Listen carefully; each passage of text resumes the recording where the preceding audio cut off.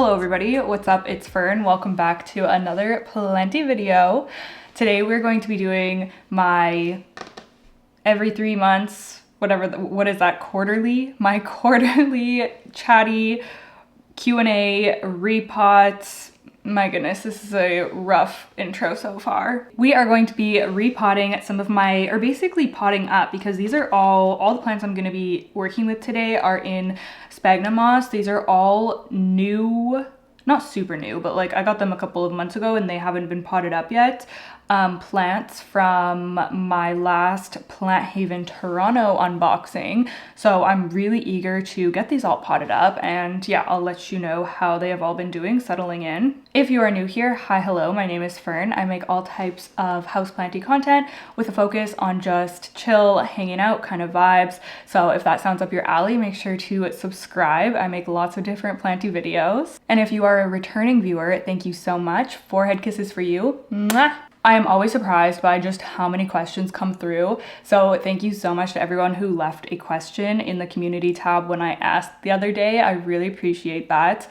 I try to get through as many as I can, but of course I can't answer all of them, although some of them I have answered in the past. So I will link my Q&A playlist where you can find multiple videos just like this one where I'm answering different questions. Okay, I'm gonna start by quickly introducing you to the plants that I'm going to be repotting. The first one is my Hoya Coriaceae Silver.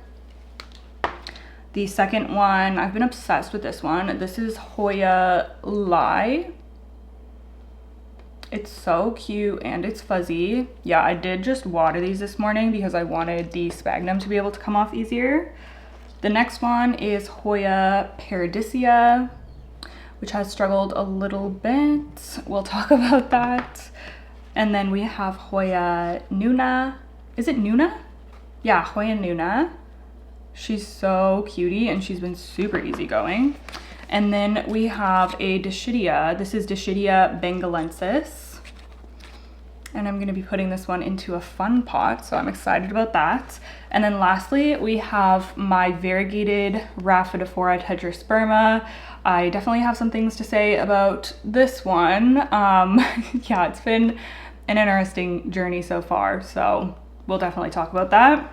As usual, this is going to be a mix of planty and personal questions, and they're honestly just all kind of jumbled together, so it's just going to be a bit of a mixed bag. One of the questions that I always get during my Q&As is where do I get my jewelry? And I'm going to put y'all onto something because I recently got 2 new necklaces from Luisa, and I've been obsessed with them from the moment I received them. I have not taken them off, and it's been over a month now, so thank you so much to Luisa for sponsoring today's video. I was so excited to work with Luisa because y'all know I love my jewelry so much. So I got 2 necklaces from them. I'll insert some closer footage, but the first one is an initial necklace with the letter F, of course.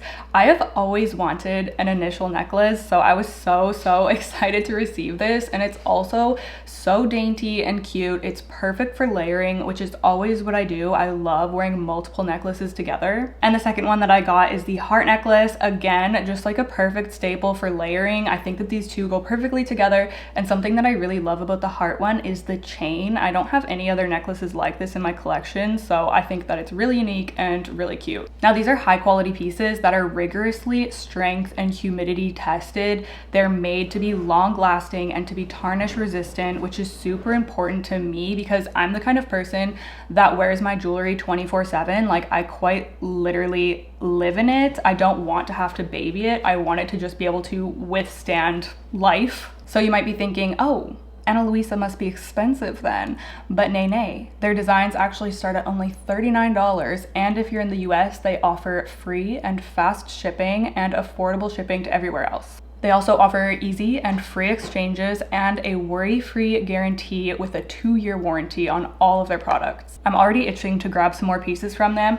I've really been wanting some bracelets, so that might be what I get next. If you are also interested in grabbing some high-quality, long-lasting, and affordable jewelry, I will have Luisa linked down below in the description box, and if you shop through my link, you can get up to 30% off. Thank you so much to Luisa for sponsoring today's video. Okay, we're gonna get cracking here. Also, don't mind my Halloween decor on the counter there. One of the questions was actually asking about if I was going to be putting up decor for Halloween, and yes I am, and I'm planning on doing a video for it. I don't know when that will be up, if it will be up before this video, after this video, I don't know. I am in pre-filming mode right now, so when y'all see this video, I am going to be on the East Coast, so hopefully I'm having a great time there. Okay, where are we gonna start? Let's start with my little Hoya Nuna, because she is just the best one. Not to choose favorites, but this is just, you know, when you can just tell that a Hoya is super well behaved. That's the vibe that I get from this one. Yeah, it's been growing well since I received it, and I think it's just going to be a tough plant. So I'm going to be popping her into just a little 4-inch, and I am going to be using mollies for all of these plants. I'm starting to use mollies for more of my Hoya because I found that Hoya really love it. So yeah, moving forward, I'm going to be, when I have mollies available, I'm going to be doing my Hoya repots as well as my aeroids into mollies. All right, so the first question is favorite book, longest book, least favorite book, favorite childhood book. Love your channel, Fern. Thank you so much. So I could honestly give multiple answers for this, but I'm just going to choose one for my favorite book. I'm going to go with Piranesi. I literally think about this book and the character of Piranesi all the time. Sorry, there's a hair on it. My boyfriend actually just read this as well, so it's been fun to discuss and hear his thoughts on it. Also, the author Susanna Clarke is coming out with a new novella next month, so I am counting down to that. I'm so excited. I think she is just brilliant. I think the safest way to describe this book is just to read the little blurb on the back. Piranesi's house is no ordinary building. Its rooms are infinite, its corridors endless, its walls lined with thousands upon thousands of statues. Within the labyrinth of halls, an ocean is imprisoned. Waves thunder up staircases, rooms are flooded in an instant. But Piranesi is not afraid. He understands the tides as he understands the pattern of the labyrinth itself. He lives to explore the house. There is one other person in the house, a man called the Other, who visits Piranesi twice a week and asks for help with research into a great and secret knowledge. But as Piranesi explores, evidence emerges of another person and a terrible truth begins to unravel, revealing a world beyond the one Piranesi has always known. The little New York Times quote below it says, "Rich, wondrous, full of aching joy and sweet sorrow." And it totally is. I cried my eyes out when I finished this. Oh, Piranesi. Okay, here I go again, like talking and not repotting, but I had to just, you know, had to read that one to you. Least favorite book. I feel like it's hard to even choose a least favorite book. Usually the ones that I hate, I don't even end up finishing. Favorite childhood book, definitely Harry Potter. Those are the books that got me into reading. Those books, like, my childhood was defined by those books. Like, I so vividly remember reading them repeatedly. I had a tally on the inside cover of how many times I had read them. If you want to hear me talk more about books and books that I recommend or like what I'm reading, I talk a lot about that on my vlog channel, so that's always linked for you to go check out if you like, or if you're interested in more like lifestyle content from me. I upload there every Sunday. Okay, for those of you who don't like books, there's only 2 book questions, so I promise I'm not going to be talking about books the whole time, but I did group them together just because I thought, you know, we'll stay, when there was like similar questions, I tried to group them together. So the second book question is, do you ever get overwhelmed with the amount of books you have left to be read? And what is your absolute favorite genre? Thank you so much for helping me become passionate about plants and books. I'm loving them both very much. That's so nice to hear. You're very welcome. It's such just a privilege to be able to share and talk about things that I'm passionate about. And it's so nice to be able to connect with, you know, other people who are also passionate about those things. So I am very lucky to be in this position. But do I get overwhelmed by the amount of books that I have to read? Not really. Like, books just chill there, you know? And that's like, books and plants are very, like, I classify them both as cozy hobbies, but books do not demand anything of me. So when I have a lot of books, it doesn't really overwhelm me.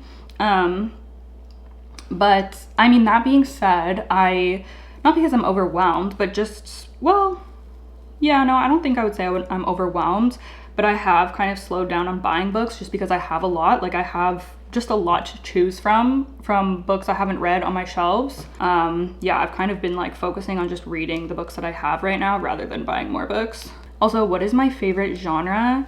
I don't know.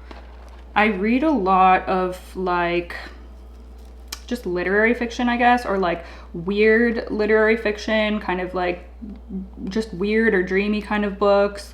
I really like thrillers. I'm getting more into horror, which kind of goes hand in hand with the like weird literary fiction. Books that are just kind of like more obscure and more open-ended, which Piranesi is kind of that. Like it's a very, if you want like a clear-cut story, that is not the book for you. I like books that are open to interpretation and you can like hear other people's thoughts on them and stuff. I think that that's very fun. I think that that's like mostly what I read. The main genre that is really popular that I'm not really into is fantasy. I have a really hard time getting into fantasy. I've had questions in past Q&As asking if I've read like A Court of Thorns and Roses and stuff. And I have. I've read the first 2.5 books, half of the third one. And yeah, I just find it so, it's just, I don't know, it's just not for me. Sadly, because I know people are obsessed, but it's just really not for me. These roots are crazy. They're like so fine. Like even more fine than Hoya roots normally are. That's weird. Okay, moving on. Any plant regrets, i.e. getting rid of a plant in your collection or buying an expensive plant that you no longer love, etc. You know, I feel like if I get rid of a plant, I feel like I pretty much never regret it. Like I get rid of plants and I don't even really think about them again, like, which is good. And just goes to show that I need to just be more comfortable with downsizing and getting rid of plants when I'm overwhelmed, because yeah, I don't really ever regret it, or at least I can't think of a time that I've like really regretted it. I mean, there's been plants that have been hard to get rid of, like when I had that massive silver sword a couple of years ago, but even then it was like easy for me to get rid of because it was just so inconvenient having that massive plant in the tiny space that I had. So it was kind of like good riddance, even though it sucks because I really love that plant. Stuff like that, I like don't necessarily want to get rid of the plant, but I just kind of have to because of space issues. But yeah, no, I usually feel like getting rid of plants just is like a weight off my shoulders, because it's not like when I'm even considering to get rid of a plant, that kind of tells me to get rid of it, because my most favorite plants, like I wouldn't consider getting rid of them. Does that make any sense? And buying an expensive plant that I no longer love. I also had a similar question to this. So some of these questions, if you're someone who submitted a question and someone else asked the same or like a similar question, I'll just answer like whichever one comes first, obviously. But buying an expensive plant, have I bought an expensive plant that I no longer love? I mean, the like most recent example that comes to my mind is my Aglaonema Manila's Pride. That plant I recently got rid of, which, I mean, it sucks, but like I'm not even sad about it because it was so annoying. And I'm like, why do I have plants that just frustrate me to grow? Like, why am I wasting my time, my energy, my supplies? Like, why am I wasting that on plants that I don't even just don't ever really make me feel great, you know? So I don't regret getting that plant because I'm glad that I at least tried to grow it, and now I know that like I don't like that plant because I've had 2 of them now and they both gave me the same issues. So not to say that that's an issue with like every single specimen of that plant, but I just don't think I care enough to like keep trying with it. Any fun upcoming planty projects that we can look forward to? Honestly, I don't know. I feel like I mean, it's not really a planty project, but I need to do my spooky season decorating, which is always very fun. And with that, you know, that's like basically decorating my planty areas. Like I decorate the plant shelf and like the calyx shelf, and so it's like kind of a planty project. And I am going to do some repots or like using cute spooky things as cover pots and like, but as for like, I mean, there's things that I need to get done that I've talked about in some of my recent videos. Like I need to figure out a grow light situation for my, where the Millsbow used to be and stuff like that. But oh my gosh, there's a whole other one. I thought I was done. There's a whole other one. But I like, yeah, I can't think of anything super exciting coming up. I mean, that shouldn't be what I'm saying. I should be saying, yeah, I have so much fun content to come. Please stay tuned.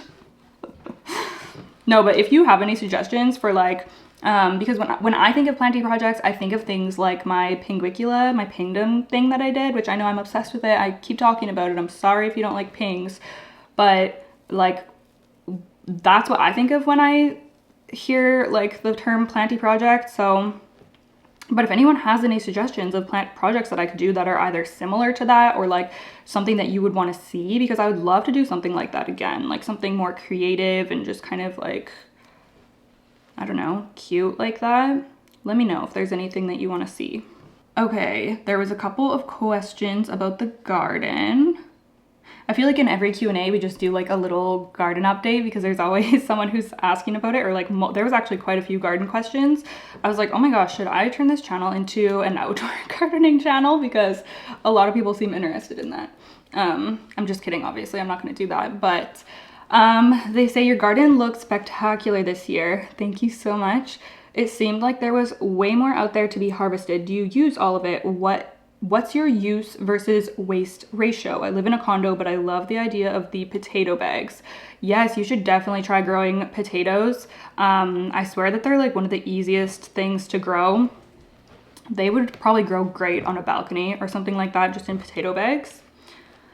But do I use all of it? So I used a lot of what came out of my garden, but I also didn't use a lot.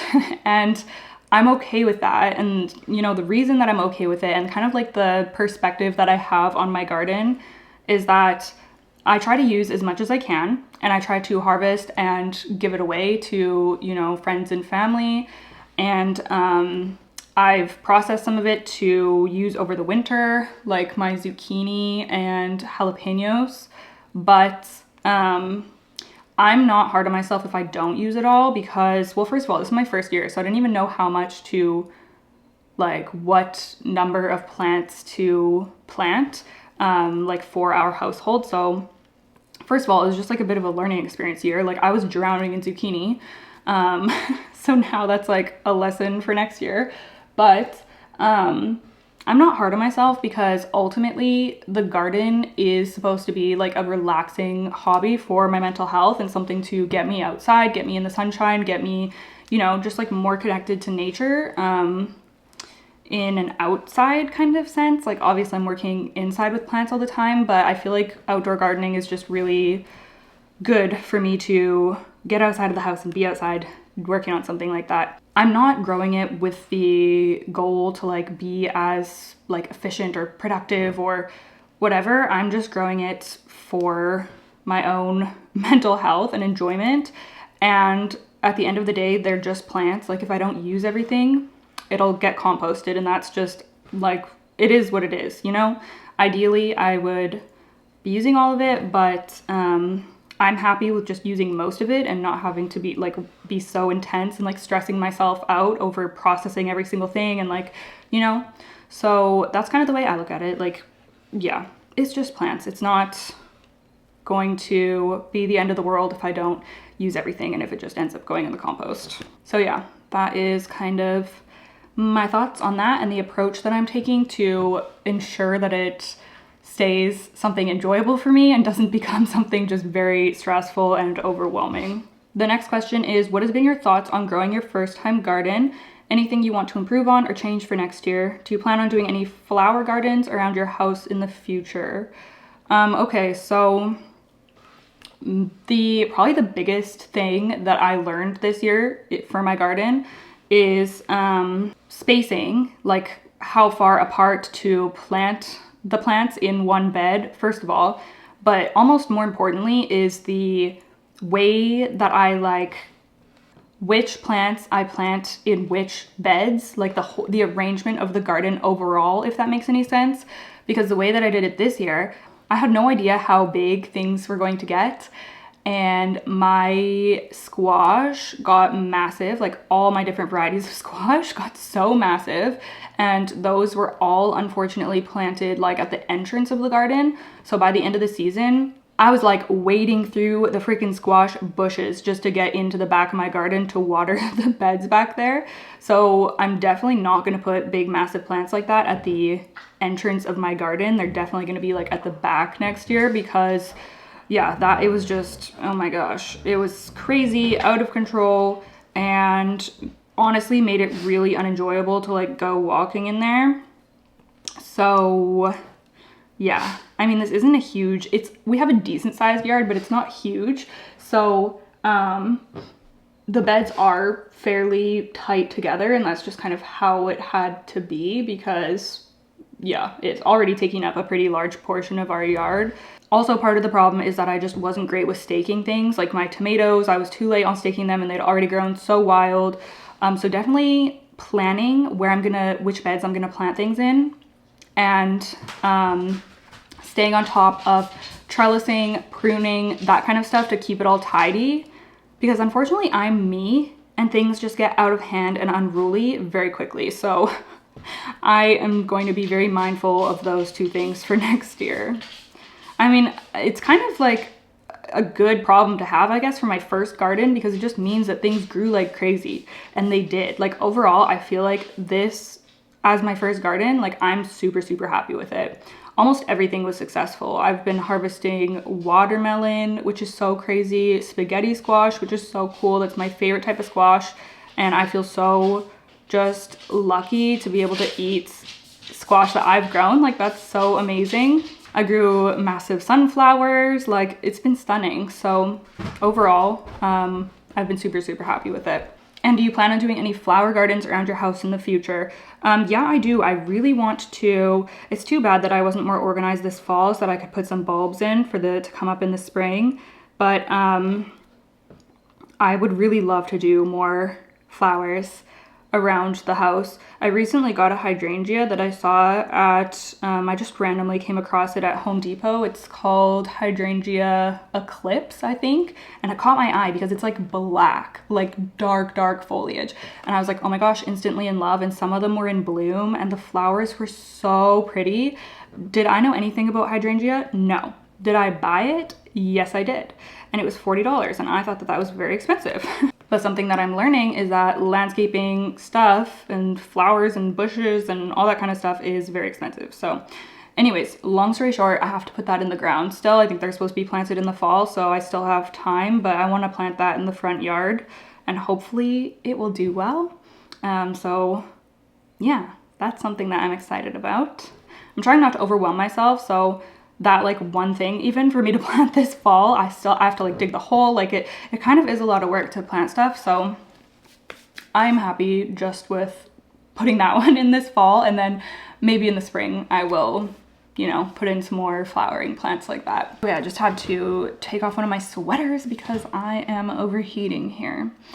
Okay, so I think I've pretty much removed most of the sphagnum from on here. The roots look good, and I don't see any pests on this plant, which is really nice. I have sprayed down these ones all with the DIY. I wish I had a better name for it. I just keep saying the DIY pest spray, and it's annoying to like, you know, list all the details about it every time. I wish there was like, what should we call it?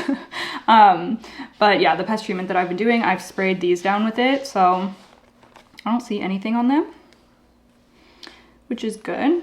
Somebody asks how to diagnose and treat various root problems when looking at the root ball. I want to be able to take the plant out of the pot and look at the roots to see what's going on, but I don't know what I'm looking for and I don't know how to fix things. Love you and your content, Fern. Thanks for all you do. Thank you so much. So the main thing that I look for in roots, and Hoyas are definitely not the best example because they tend to have just finer roots in general, but things that I'm looking for in terms of root health are white fuzzy roots. It's going to depend on the plant, but many plants, when their roots are healthy, they're going to look white and fuzzy if they're actively growing. What you don't want to see are mushy roots, roots that are really stringy or just break off super easily. Like I can tug, these are healthy roots, so I can tug on them and they're not going to break. Obviously, I'm not going to tug hard because these are small roots, but they're not going to break. They're white. It can be tricky. Obviously, it depends on the plant. Some plants have pink or red roots. Some plants even have like naturally like brown roots, so it can be kind of hard to tell.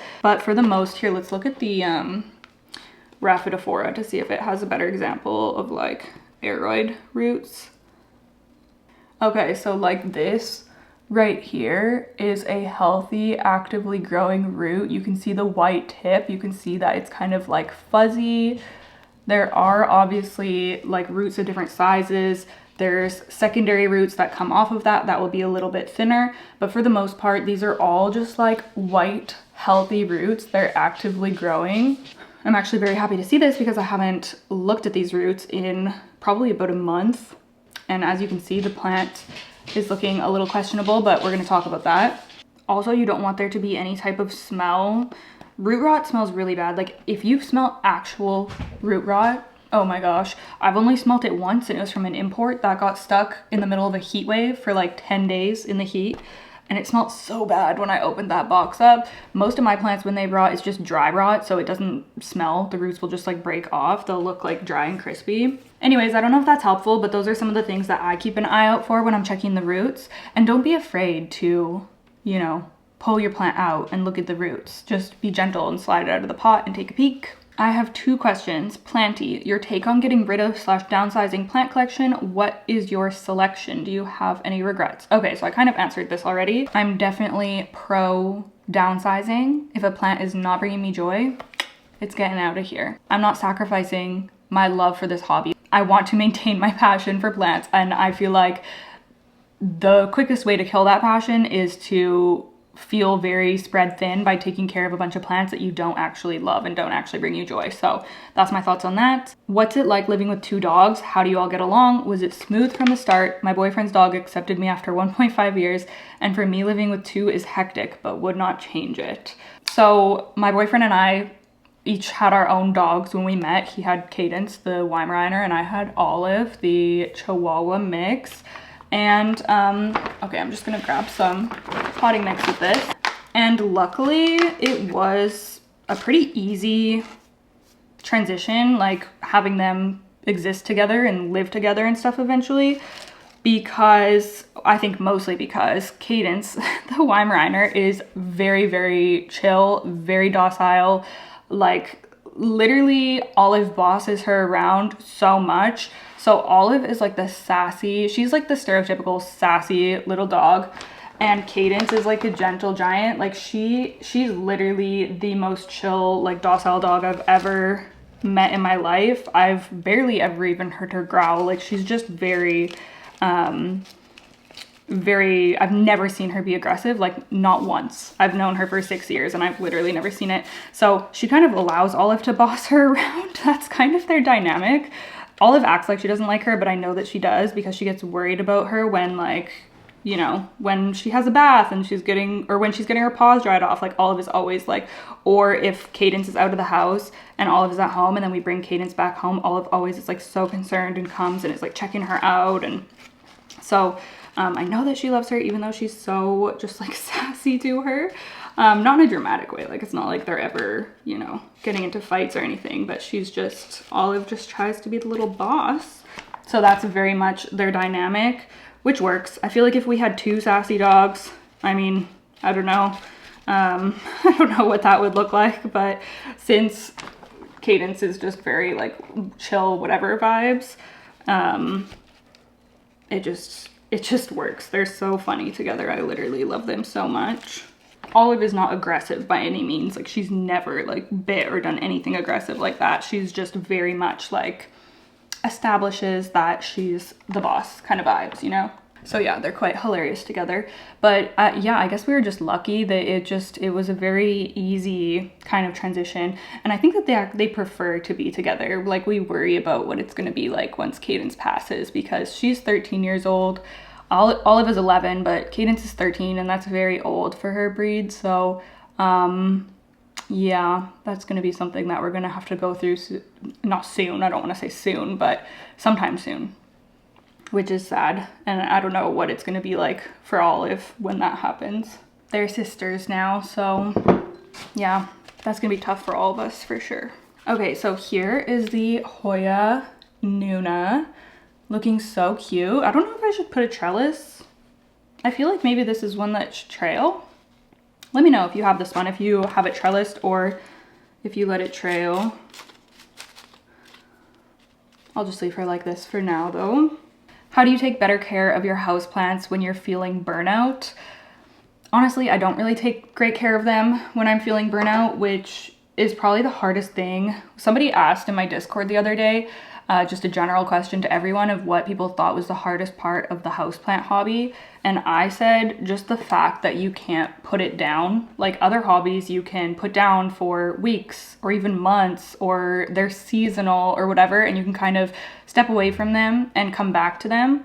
But with plants, you can't do that. Like whether you want to or not, whether you're in the mood or not, whether you're sick, tired, depressed, you have to be caring for them, or else, you know, they're not going to survive. So I find that to be really challenging. And I feel like I get burnt out from like anything. Like if I'm doing too much of anything, I will inevitably just get burned out from it, and plants are no exception to that. So yeah, that is something that is really challenging for me in this hobby, to just stay consistent. I have trouble just with consistency in general. So yeah, that is, I think, a big thing that a lot of people experience in this community, and I don't really have any advice other than downsizing. Watching plant content really helps me actually, because that's like, I often pair like chores that I don't want to do just with watching my favorite plant creators here on YouTube. I really appreciate that. It's like having someone keep me company. It's really cool to think that I can be that to some of you and just hang out with you, maybe doing some tasks that you aren't super keen to do. So yeah, pairing your plant tasks with something that you really love and like don't feel burnt out from, or even, you know, like watching something else, Netflix, something else on YouTube, whatever, pairing a task that you maybe aren't super excited to do with something that's really enjoyable is a tactic that I use often. And just being gentle with yourself to like do the bare minimum for a while, you know, as long as you can just give your plants some water and that's enough for them to survive, then just do that until you're feeling more up to something else. What am I even doing? I'm just like preparing a pot and I don't even know what plant I'm going to be potting. Should we do my Hoya coriaceae next? Okay, well, we have a pot ready, and I guess we're gonna end up putting this plant, well, let me check the roots, because if they're not very, oh, it looks like it might have some decent roots, actually. This plant, I feel like this Hoya, I mean, this is a new leaf, which is really cool, but it did have a second one, it was a pair of new leaves, and it just completely dropped the second one. I thought that we were in the clear, but this is something that I've noticed, is that this new pest treatment that I've been using is not super gentle. Like I've noticed damage on some of my, especially emergent leaves, if I spray them down when the leaf is emerging. And I guess that like, I'm assuming that that's what happened, because it was like within a couple of days after I sprayed this, that leaf just completely dropped, and I was kind of like, okay. And this is a really thin leafed, I feel like this is a bit of a sensitive Hoya. Like, I don't think it's been my easiest Hoya, that's for sure. But it's so pretty. Honestly, I should probably, actually I already have one in semi-hydro. So I'll do mollies for this one and we'll kind of see how they do. But yeah, I feel like I have seen a little bit of damage from the pest treatment, but I mean, I'm not too upset about it. If it works, then that's all I really care about. And it has been working, thank goodness. Okay, so Plants I wish I never got. I already talked about the Aglaonema Manila's Pride. Let's leave it at that. That plant just annoys me. How do you repot cacti without being stabbed a million times? You're asking the wrong gal. If you watch my cactus repots, I'm always getting stabbed. So you can get cactus gloves, which I would recommend. I don't think that that would work for some of the like really long, pointy spined cactus, but for the just kind of like cactus that are covered in a bunch of smaller spines, I think that that would work. I use tongs, like cooking tongs, salad tongs or whatever. I use those for repotting my cactus. I've used an oven mitt in the past, towels. I've seen people use newspaper. Just honestly, like whatever household thing you can find to be a barrier, you can use. And then just being careful and taking your time with it. Have you ever been to any concert? If so, which ones? Yes, I've been to several concerts. I'll tell you about the most recent one. Oh my gosh, I get scared pulling this sometimes. Oop. Was that a root? No. The concert that I went to earlier this year was Noah Kahan, and it was so good, so fun, amazing performance. Yeah, so that was incredible. And I was felt so lucky to go to that one because he had come to Vancouver like the summer, I guess last summer, and I missed out on that, couldn't get tickets for that. And then when he came back, I was able to get tickets and I was so excited. I got like the Spotify like early access thing or whatever, so I was able to get tickets, which I was so happy about. So yeah, I went to go see him. It was amazing. And who else did we saw Idols this year, which was really good as well. Saw Dan Mangan at the end of last year. We used to go to a lot more shows than we do now, but the thing is that they're usually in Vancouver and it's just expensive to get over there. I think that people always think that Vancouver Island is like, well, people always think it either is Vancouver, because I get questions about Vancouver all the time and I'm always like, sorry, I don't live there. But it's quite expensive and quite an ordeal to go over to the mainland. Like to drive across on the ferry costs over $200. And then obviously you have to like rent an Airbnb and you know, it's a whole big thing. So sometimes we just walk on and take public transport because that's a lot cheaper, but it is just a bit of a faff, and then you can't really like, you have to carry your stuff around the whole time, and you, like your whatever bags you have to carry around. And sometimes we go over there, we like to pair it with like going to IKEA or something like that. So then obviously we have to bring the car for that. It's much more convenient to drive, but to save money, sometimes we do just do the walk on for the ferry. Anyways, why am I even talking about the ferry? What question is this?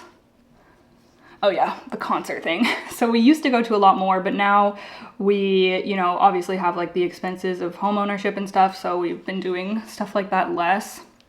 But I have a very exciting end of the year coming up in December. I am seeing, in the same week, it's gonna be a crazy week, I'm seeing Billie Eilish, and then I'm seeing the Eras Tour. So that's going to be absolutely insane and I cannot wait. So yeah, I'm going to Billie Eilish with my boyfriend, and then I'm going to the Eras Tour with my mom. I surprised her with tickets for her birthday. She's a big Swiftie as well, so yeah, I'm dying for that. Okay, next question. What is your journey with sobriety? It seems like you're sober and I'm trying to get there, and I think hearing your take on it would really help since I look up to you so much in planty and non-planty ways. That's so nice, thank you. So I haven't really drank alcohol. I mean, I've had like maybe one drink here and there over the last few years, but it's very rare. Like I definitely haven't had a sip of alcohol in the past year. It's very rare. And that's been for the past like 4 or 5 years, I would say. I like haven't really drank alcohol. And my reason for that is just that it makes me feel like crap.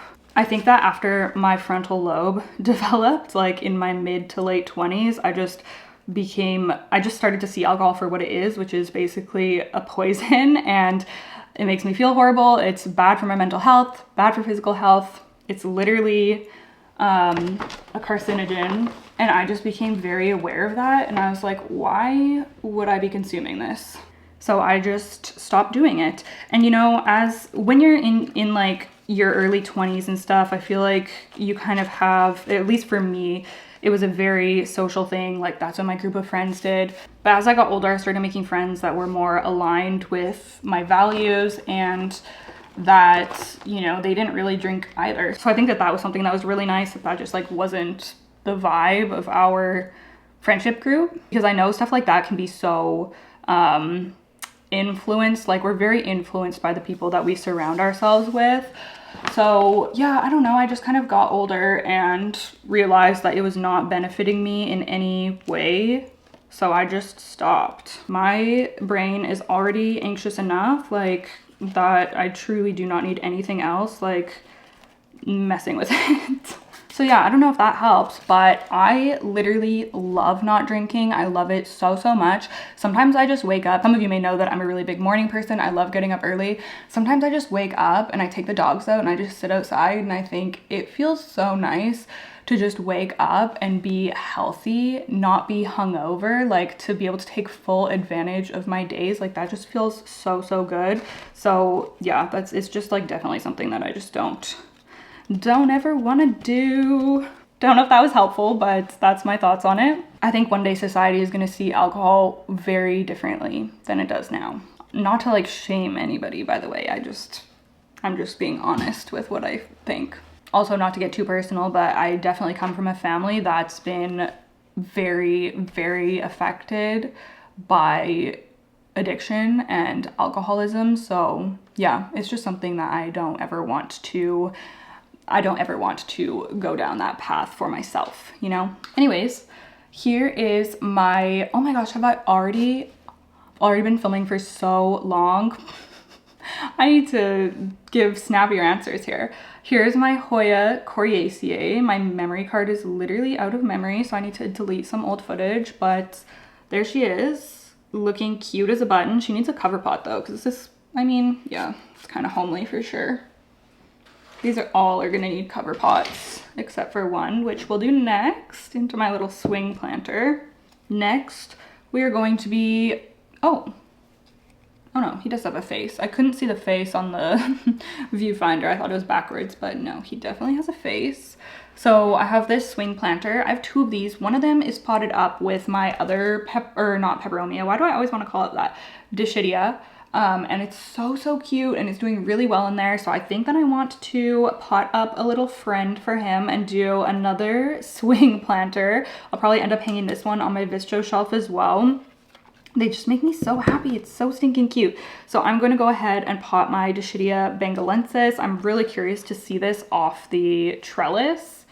So yeah, we'll start removing the sphagnum moss on this one. And I'll answer the next question, which is, how do you structure your day-to-day life while working completely independent? How do you stay on track? Well, what keeps you motivated? I'm loving the content lately. Thank you so much. Honestly, what keeps me motivated, like what makes me really just like want to keep putting out content, is when I get nice comments from you guys and like nice supportive comments. And that's top of my mind right now, because I just received one this morning, this just really nice comment, and I was like, it really is those types of interactions and just feeling like I'm actually making somebody's day better that really just gives me the motivation to keep creating content. So thank you to everyone who has ever left me a nice comment, because I really do just appreciate them so much, and they keep me going, because sometimes content creation gets me down, and sometimes negative comments get me down, and sometimes it's just not easy not to complain, because like obviously I'm super lucky to have this job and all that, but yeah, definitely just feeling like I'm making somebody's day, like I'm making a difference. I have been a huge YouTube watcher for years and years and years, like since I was a teenager. So I like value content creation and value the content creators that I love so much. Like, they mean so much to me that it really just makes me happy to know that I can be like that comfort creator for someone else. That is just like the best feeling ever. How do you structure your day to day while working completely independent? How do you stay on track?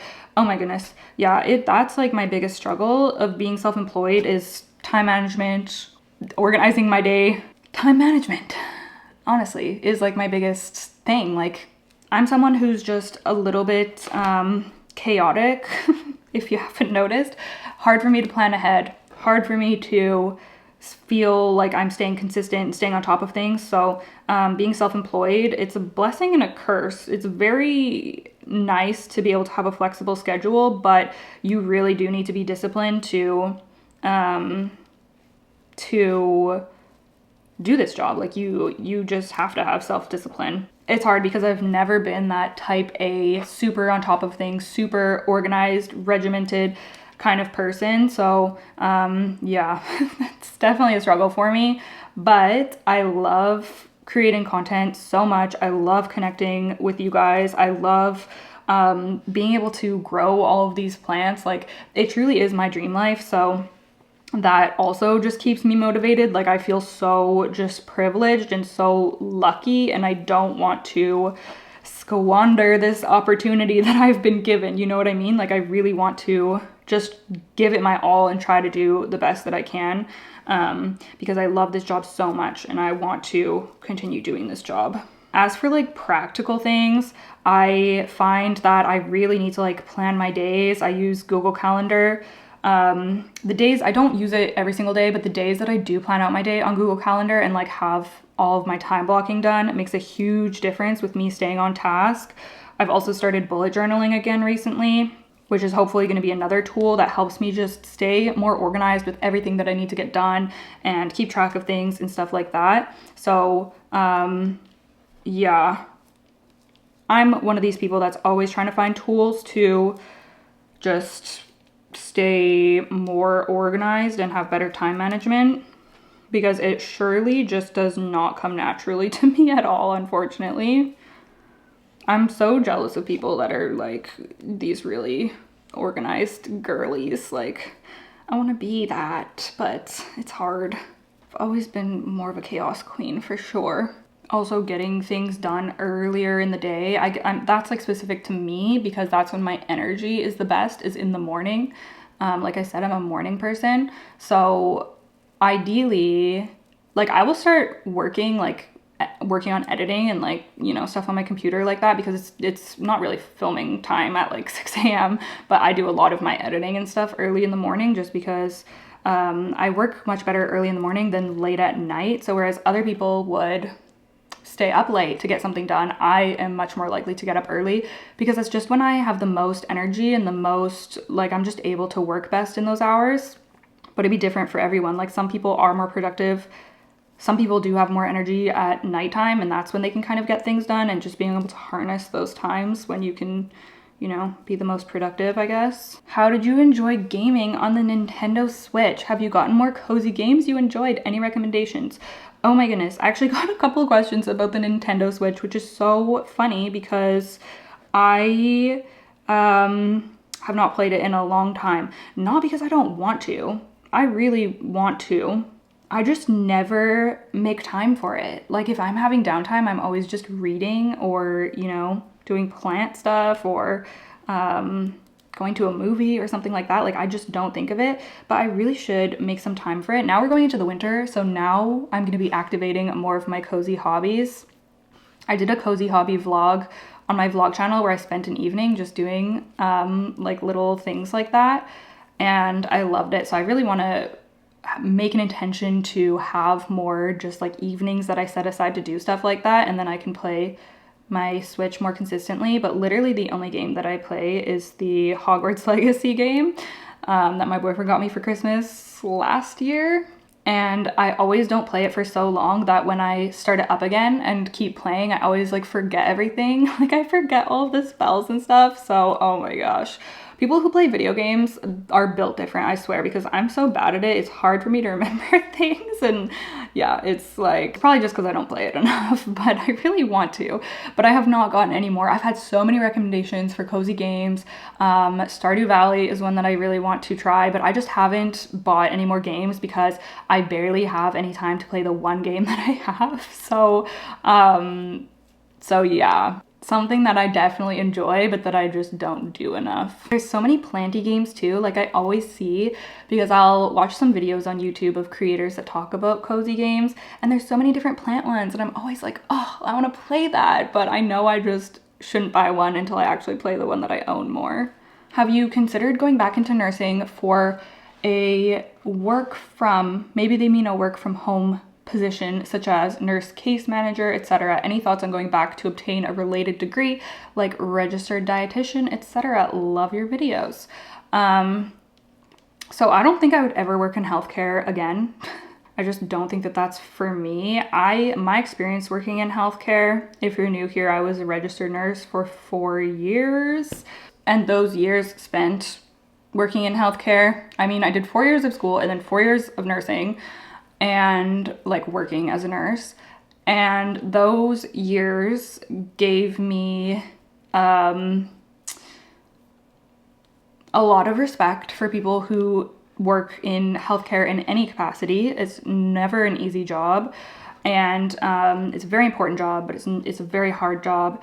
And I think that there are some people that are just amazing personalities for it, and I was like truly just not one of them, unfortunately. It was something that was very hard for me and very unenjoyable, which only makes me have more respect. So if you're anybody who works in healthcare, shout out to you, because dang, you are doing a freaking hard job. I have never seriously considered going back to school for a degree, but if I did, I definitely wouldn't do anything in healthcare. I would probably want to, I guess we can take or should I pot it first and then take the trellis out?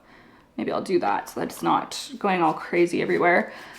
But if I went back to school and got a degree for something, I have no idea what I would do, but I think I would want it to be something in a more creative field, which is like the opposite of a science degree, a healthcare degree.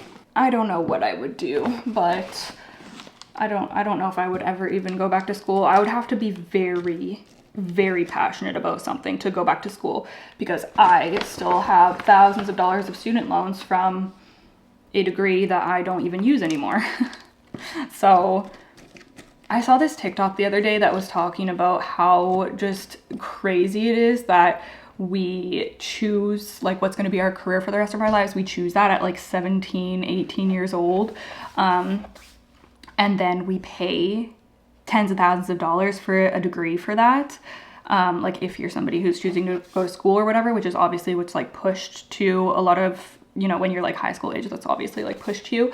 And how we don't even have like a grasp of all of the careers that are available out there, which is so true, because they're talking about like, for people that are that age, like get them to list all the careers that they know of. At that age, you just don't have all the information to be making such a serious like life commitment and financial commitment, and it's just really so insane. And that made me think about my degree, because I had no idea. I didn't know anything about nursing before I went into it. I got a rude awakening, that was for sure. But I really didn't have any concept that you could do things like without going to school. Like that always just seemed like the only option for me. I wish that I would have known that there's so many, and this video that I watched, I wish I could remember what it was saying, because it was giving statistics about how many jobs, this is like in US stats, but it was giving statistics of how many jobs you actually like needed a degree for, and it's such a small percentage. And I'm not trying to say don't go to school, don't get a degree, but I'm just saying that I really think about it differently now than I did back then. I think school is very important, so don't get me wrong, but my perspective as a young person deciding what I wanted to do versus my perspective as an adult, if I had to choose a new career, like what path I would take, it's just a very different thought process. Okay, I'm just gonna stick that in there. It's so funny on the trellis in there. I'm gonna fill it up. I don't know if that made any sense, but yeah. long story short, no plans for me to go back to school. Not that I would be, like, if there was something that I truly wanted to do, I would definitely consider it, but I just can't think of anything that I would, like, really want to do right now that I would need to do that for. But I love having a creative job now. I love, love, love it. Somebody else asked if you go back to school, what would you study? Just answered that. Did the diatomaceous earth treatment for pests work? How are you liking the new treatment with the isopropyl alcohol? So yeah, I think that the diatomaceous earth worked pretty darn well. It really, my forehead's itchy. It really, I'm probably gonna have soil on my forehead now, but it really helped with these spider mites and with the mealybugs too, I would say. I treated a bunch of plants with the diatomaceous earth just to kind of hopefully reduce the population of those two pest issues that I was having. I was really happy with how well it worked, but it's not a long-term solution for me just because of, like, I don't like the way that it looks. So is it something I would do once in a while to, like, get on top of a pest infestation? Yes, because I do think that it works, especially for spider mites. I found it worked really well, but I'm hoping that this isopropyl alcohol DIY pest thing that I'm doing is going to be my, like, long-term solution.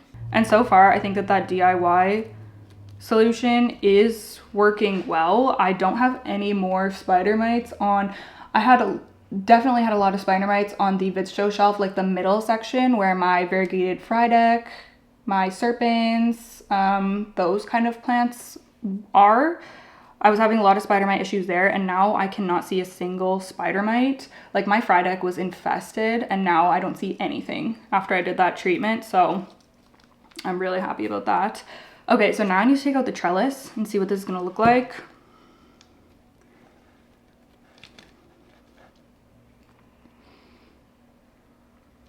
Oh my gosh, maybe I should have taken it out before.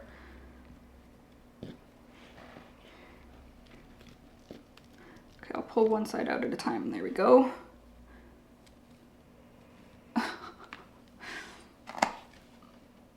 Oh, this little one broke off. That's okay. Okay, oh boy. Don't even know how to... Can you see this? Gonna need to untangle it a little bit here. Anyways, it's still only been a couple weeks since I've started with the DIY isopropyl alcohol treatment, so I don't have, like, too much to say about it yet, but my first impression is positive. Next question, most effective way to kill thrips. I'm struggling right now. I'm so sorry. Thrips freaking suck. I did answer this in the actual, like, community tab just because I wanted to, like, get an answer to this person as soon as possible because I know how stressful it is having thrips. And my answer was a few different options. So it's always hard to advise people on pests because I don't know what country they're in. I don't know what products are available for them. But if you're in the US or somewhere where you can get bonide systemic granules, get that because that is going to be, like, the easiest and an effective way to get rid of thrips.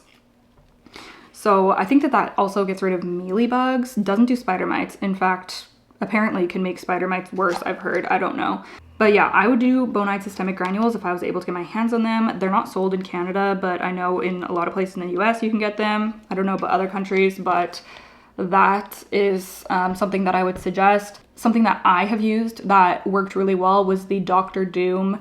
They do a thrip killer one, but then they also, I couldn't find that one, so I got the Go Green Botanics, which covers thrips as well as some other things, and that worked really well. So I got that just at Canadian Tire here in Canada, and yeah, that was effective. It's just, you know, it's a lot of work, obviously, to have to spray down your plants and everything. Also, what's it called? What is that stuff called? Starts with an A, I feel. Oh no, it starts with an S. Spinosad. That works really well for thrips if you're able to get spinosad wherever you live. And then what is my other options? Beneficial mites. You would have to check, like, whatever your local beneficial insect website is, what they recommend for thrips and what they sell. But I've used beneficial mites and I feel like that does help. Okay, we have the peperomia all planted up in my little swinging planter here. So cute. It's looking a little crazy right now, but you know, once it grows out and gets more established, it will kind of settle in there better. But yeah, super, super cute. I'm excited to hang this up on my shelf. Yeah, gosh, thrips are such a pain in the butt. Those are all things that I've tried, so those are what I can recommend to you. I'm sure that there's a lot of things that I haven't tried that I don't really have an opinion on. Oh, I can't get the name tag back in there. Well, hopefully I remember Dischidia bengalensis. I'm showing this just in case I need to refer back to this video to remember what that is. Okay, let's do my Rhaphidophora tetrasperma next. Okay, so this plant has had, I don't even know if I would say a rough time because I'm not really familiar with variegated Rhaphidophora tetrasperma. Are they prone to browning as much as this has browned? I don't know. There's quite a lot of crispy edges. I will say that this is a very highly variegated one. There's a lot of just like fully variegated. Oh, did I just break that off? Yep. Well, that's fine. It's probably time for it to go anyways. There's a lot of fully variegated leaves and also half moon leaves. So I don't know if I just got one of these ones that's kind of like doomed to be like browning and giving me fully variegated leaves, or like, are these prone to browning? I feel like they're not. Like, I don't often see other people's looking brown and crispy, so let me know if you have one of these. Does yours brown or is it more resilient? I don't know. I don't really know the story, but I will say that I don't think this plant appreciated being sprayed with the isopropyl alcohol solution. I think that that worsened the browning, to be honest. And that's kind of one of the things that sucks with that treatment, is that I do feel like it can damage sensitive leaves or new leaves or highly variegated leaves, you know? So yeah, I'll have to be keeping that in mind for the future. Next question is, how do you decide if the cost of some of the more expensive plants are worth the price? And if/how long do you wait for prices to drop? Some of the hybrid anthuriums and variegated varieties are too expensive for me to risk the purchase. Your collection has the perfect amount of common and uncommon plants, which makes your channel so enjoyable to watch. Thank you again. I feel like a lot of the like more rare plants in my collection were gifted to me. Like, I'm very lucky that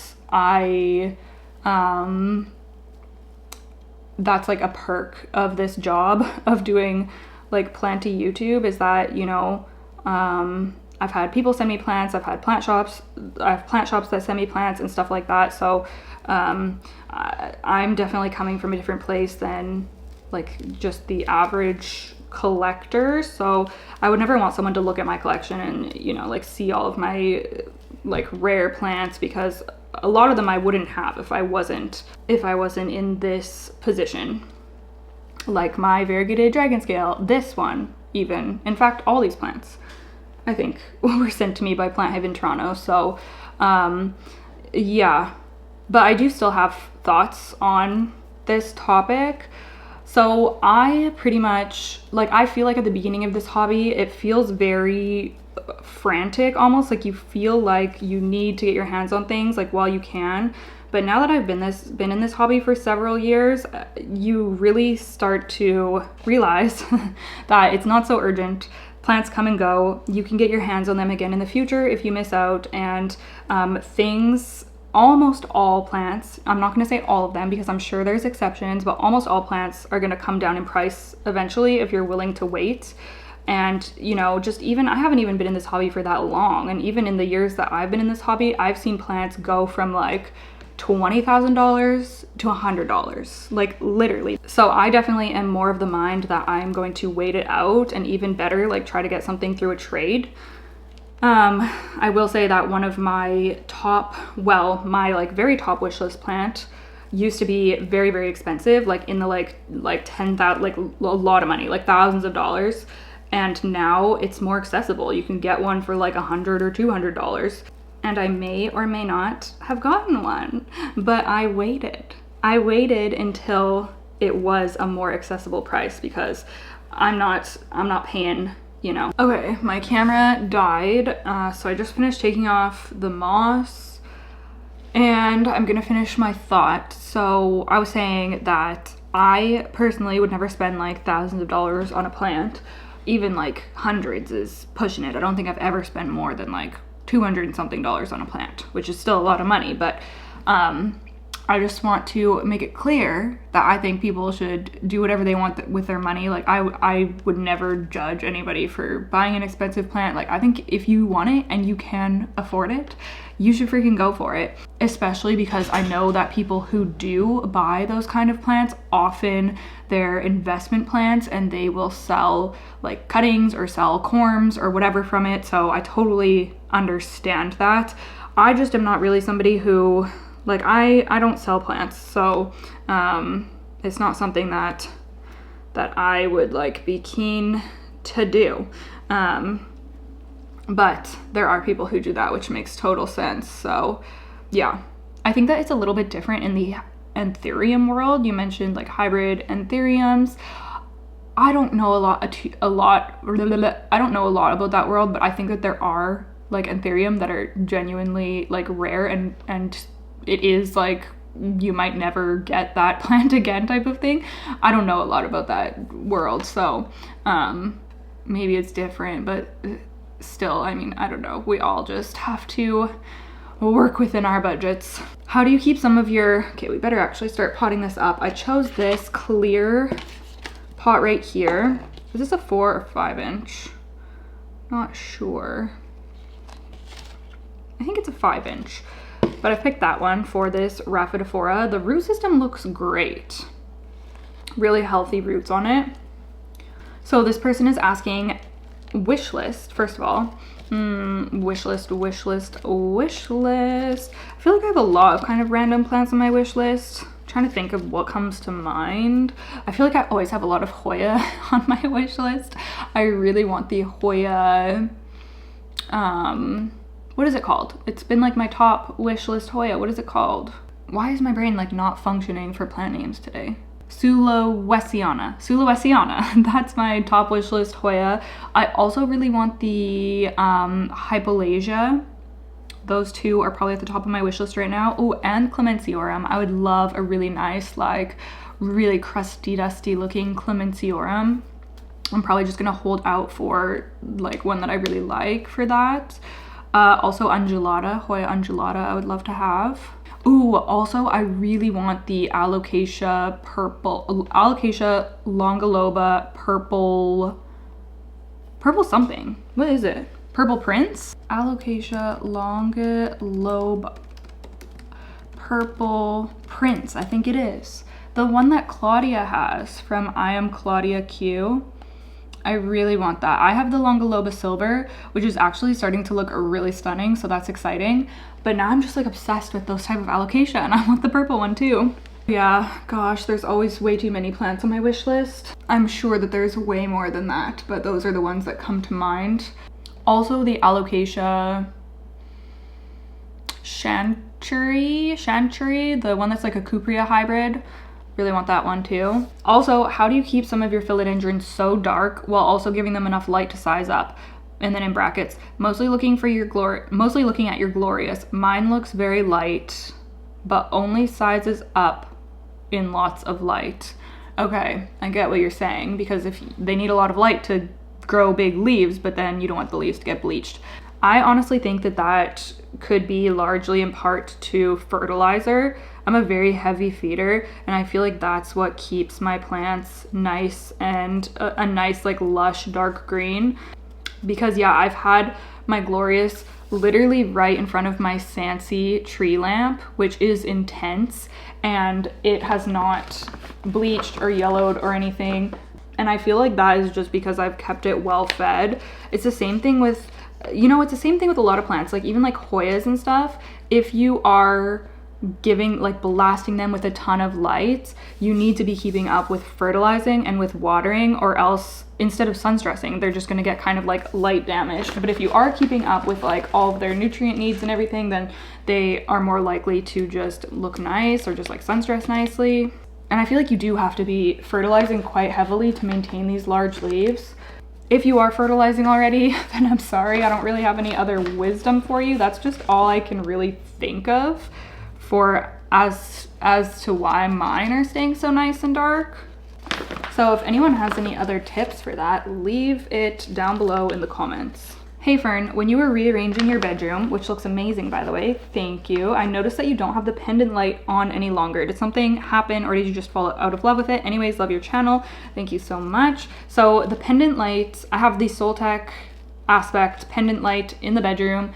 It was just unplugged because I was using my laptop in bed and I needed to plug the charger in, and I just unplugged that one, I guess. So yeah, it's not that I like stopped using that light or anything. It was just unplugged for a while.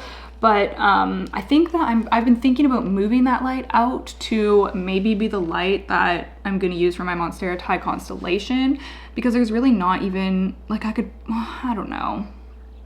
I do have my Gloriosum and my string of hearts. Like, I do have a few plants that are benefiting from that Soltech light in there, but I feel like I would maybe rather use it for my Thai constellation, so I might actually be moving that light soon. But yeah, to answer your question, that's why it was off. Because I need a bigger power bar, essentially. Story of my life. Okay, so here is the Variegated Raphidophora. I'm hoping that it's gonna start doing better. You can see after I did the pest treatment, it like crisped up the new leaf right there. So I'm like, what the heck? So keep that in mind. If you are interested in trying out that DIY pest treatment, it was a little bit ruthless with some of my more sensitive plants. Okay, we just have 2 more Hoyas to go. I'm gonna try to speed through them because I think that I've already been filming for a long time. But the next question, I love this question. Any favorite memory from looking back on your YouTube journey? Either fun you had making a video, a milestone, or your community. Now, one thing immediately came to mind. We're gonna do the Hoya Lai. Is it Lai or Lei? I don't know, but we're gonna do this one next. So this memory immediately came to mind, and it was when I was about to hit 100,000 subscribers. When it was coming close, like within like, I don't know, I just needed a few more subscribers to hit 100,000. There was a bunch of us that were on the Discord at that time, like counting down. There's like a group of us like counting down until I hit 100,000, and then when I hit it, everybody's like, oh, like, you know, congratulations. And it was just like the sweetest, like, to be able to share that moment on my Discord with these people who have been so supportive. And it was just honestly like such a wholesome moment, and it really meant so much to me. Yeah, that was just so nice and so fun. That was obviously like that whole thing of like hitting 100,000 subscribers, obviously like really just a really meaningful milestone, and like getting the plaque and everything. Oh, this is why I love YouTube so much. Like, I've made so many memories, and I feel like I've documented so much. Like, I've lived in what, like 4 different, 1, 2, yeah, like 4, maybe even more. I've lived in multiple places since I've had this channel and been making plant videos, and I've always just taken you guys with me, and it's just like, that is so cool to have that and to have documented it. I have so many just different memories and different videos that I will go back and watch, or that I will think about. And yeah, it really is just like, it makes me very sentimental. It really does make me emotional to think about. Like, I'm so incredibly grateful to be here on YouTube. Like, I literally can't even tell you. Like, I'm so grateful to everyone who watches my videos and has supported me in any way. It really is just like a great joy of my life. And it will always, like, I don't know how long I will be lucky enough to do YouTube, but this will always be something that I hold very close to my heart. I will always look back on these days and just cherish them. I know that for sure. Okay, so we have a little root system on this guy. I'm gonna go ahead and, what pot am I gonna use? He's pretty small. I honestly could just pot him back into one of these. I think I might do that. I don't wanna put him in something that's too big. I'll switch to Molly's, but I'm just gonna use a little white container. Wait, did he come out of this one? So maybe we are doing a bit of a size up. If you were a plant at this time in your life, what plant would you be? A calathea, I feel.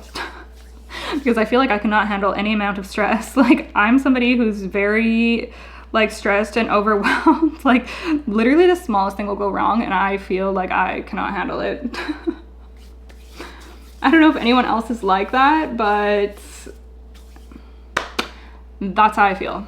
I feel like at other times in my life, I've been like so resilient and like I've dealt with so much, and maybe that's why I feel this way now. Like I'm at a point in my life where I'm just like, I refuse to deal with any stressful things. Like I can't do it, I'm done. But that's genuinely how I feel. Like I am giving Calathea vibes right now. Even like, I feel like before mean comments used to never get to me, but now when people leave a mean comment, it kind of bothers me. And sometimes I'm like, I can't even handle, like, I'm not even gonna look at my comments at all. Like I can't even handle that, the risk of like seeing a mean comment. Oh, I don't know. I need to toughen up though. I just feel like I just want to, like, I don't know. Adulting is just stressful. That's all I will say. I just want like a few years of like not having to deal with anything. That's my honest answer. Hopefully sometime later I will be giving like succulent or Hoya vibes because they are just chill. Oh, maybe I should have started with this question because this is like a basic get to know me. What do you like to do? I like to take care of my plants. I like to garden. I like to cook. I like to read. Anything cozy. I'm a very introverted, just like want to live in my cozy little world kind of person. Love going for walks. Recently started playing pickleball. What do you study or do you have a job? This is my job. As you've probably gathered from me talking throughout this video. Okay, Hoya paradisea. I think this one had a bit of a struggle with mealies. I think mealies came for it, but I've treated it and I don't think it has mealies anymore. But it was getting some funky leaves and I think that that's why. Which country do you live in? Canada. And please recommend me a movie or series which is your best. Just want to know about you in the whole Q&A video. So probably my favorite TV series is Stranger Things. That's just like a comfort. Like I'm not really somebody who rewatches things, but I can rewatch that series because it's just so comforting to me. So yeah, I'm not really a big TV or Netflix person. I mostly am someone who just watches YouTube. But yeah, love Stranger Things so much. It got me through a really hard time the summer that I was having panic attacks. If any of y'all remember, I remember just watching I watched it for the first time during that time, Stranger Things, and it was very distracting for me. Like it was one of the only things that could just make me feel relaxed and get my mind off of everything that I was dealing with mentally. So I think for that reason it will always be like one of my favorite TV series. I see you in a lot of cool band shirts. What's your current musical obsession? And what is your all-time favorite band? Okay, so my all-time favorite band is La Dispute. It's always going to be La Dispute. I love them so much. I was lucky enough to see them a couple of years ago, but right now they're touring for my favorite album from them, which is Rooms of the House, and I am so sad that I'm not going to be seeing them. There was only like a few tour dates and they were just in Europe and the US. Yeah, so I was definitely not able to go to that, especially since I've definitely spent my concert budget for the year. But yeah, I love La Dispute. I've loved them for many, many years now. My current musical obsession, I've been really obsessed with Gracie Abrams lately. I mean, I've been listening to her for the past couple of years now, but I really love her new album, so I've been super into that. I also love Ethel Cain, Billie Eilish, really love her new album. Obviously Taylor Swift, that's my number one.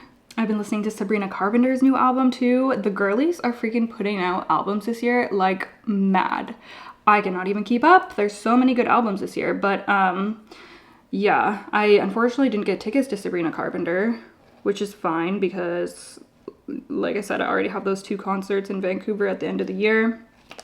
But I would have liked to go. I would have liked to go. Yeah, none of those artists are probably the cool band tees that you see me wear, except for the La Dispute. But they are indeed some of my recent musical obsessions. Oh, this is a good one. Have you ever had any of your Hoyas bloom under grow lights? I have mine under lights and my obovata has a ton of peduncles, but no blooms. You know, when I saw this question and I thought about it, I was like, have I ever had a Hoya bloom under grow lights? I actually don't think I have. I think all of my Hoyas that have bloomed have been in my windows, especially these big south windows. That's definitely like the most blooms I've had have been in front of those windows. But oh, my Mana Princess bloomed, but I think they were stress blooms, but that happened under the Barinas. My Pings bloom under the Barinas. But Hoya, yeah, I don't really get Hoya blooms under grow lights, but I would love to hear from others. If you are able to get Hoya blooms under grow lights, leave a comment and let us know what lights you're using and like how many hours you leave them on, because it definitely doesn't seem to happen for me. And I've never really thought about that before, but yeah, I think I mostly get blooms under natural light. Okay, this may sound like a super silly question, but is Fern your real name? Because if not, you chose the perfect screen name for yourself. Yes, Fern is my real name. My mom did a killer job of choosing it out.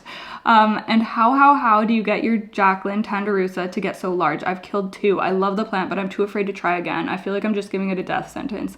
I have over 300 plants, and she's the only one that's really stressed me so much. Most of the others are doing great. There are always a few outliers. Love your YouTube channel. I like your long chores videos. I put them on while I do my own plant chores. Thanks so much. Thank you so much. That's such a nice comment. So my Jacqueline, or Tanderusa, I feel like she is kind of a difficult alocasia. For some reason, mine always seems to have spider mites, and I've heard that from other people as well. So I feel like it's a plant that really does need like pretty much constant, not constant, but like very routine pest prevention. Whether you're using beneficial mites or like spraying it down with some whatever solution that you use. I feel like it really does just need like serious pest prevention. Also, a lot of light. Mine has always either lived under a grow light or in a south window, and yeah, that's I don't think it would really do much if I wasn't giving it that super high light. So, and making sure that you're feeding it. Alocasia are typically hungrier plants, and the Jacqueline sizes up rapidly and gets really large leaves, so I feel like it is a heavy feeder. So those are probably my top tips for that one. But yeah, dang, I do think that it can be a bit of a tricky plant. So you're definitely not the only one that I've heard struggle with it. I mean, I've even struggled with it before. Mine went dormant for like 8 months or something, and I've never had an alocasia do that before. So yeah, she definitely can be temperamental. Okay, I think that is going to be the last question. I'm so sorry if I didn't get to yours, but yeah, we would be here for like 5 hours. And oh shoot, I forgot about this little one. Uh-oh, uh-oh, darn. Okay, I'm gonna try to stick it in. Maybe on this side.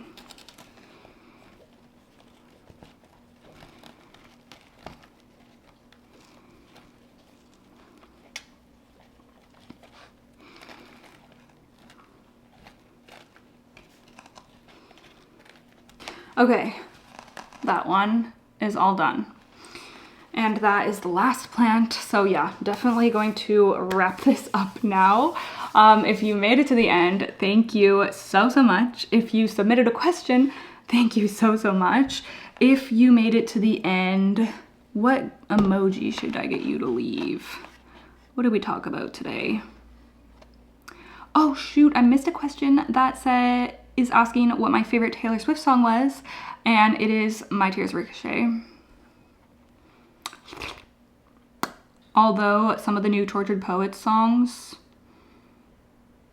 they really do it for me as well. Okay, let's just go for any planty emoji you want. If you made it to the end and you want to say hey hello and let me know that you watched the whole thing, leave me the sprout emoji, the like leaf emoji, whatever cactus, whatever planty emoji you like, leave that down below. Another huge thank you to Ana Luisa for sponsoring today's video. Don't forget to check them out. I will have them linked down below in the description box. All right, I think that is going to be it. Thank you so much, and I look forward to seeing you in the next one. Bye.